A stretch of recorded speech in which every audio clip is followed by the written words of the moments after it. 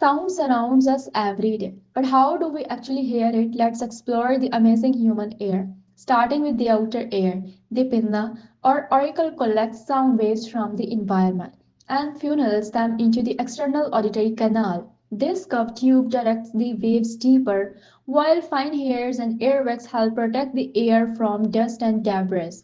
The sound waves reach the tympanic membrane, commonly called the eardrum. This thin, tight membrane vibrates when hit by the pressure waves, just like the skin of a drum.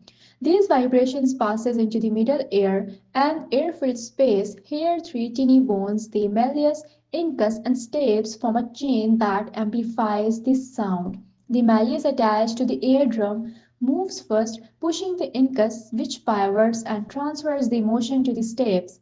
This lever system boosts the vibration force about 20 times before it reaches the inner ear. The Eustachian tube connects the middle ear to the throat. It opens during swallowing or yawning to equalize air pressure on both sides of the eardrum, keeping your hair clear.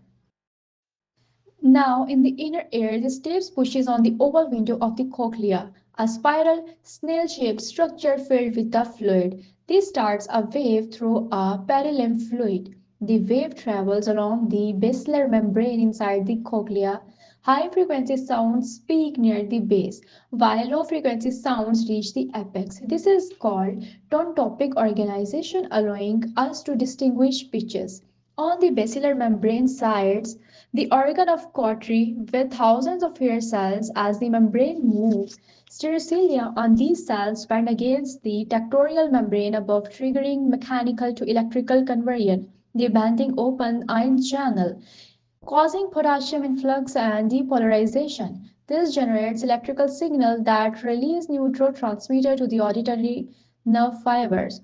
These signals travel along the cochlear nerve, part of the eighth cranial nerve, through the brain stem and up to the auditory cortex in the temporal lobe, where the brain interprets them as sound. This ear also handles balance. The semicircular canals detect rotational head movement, while the utricle and saccule sense linear acceleration and gravity, sending vital information to keep us steady. From sound waves entering the pinna through the eardrum, ossicles, cochlea, and finally to the brain, this is how we hear. The ear is truly a miracle of nature. Thank you for watching how the ear works.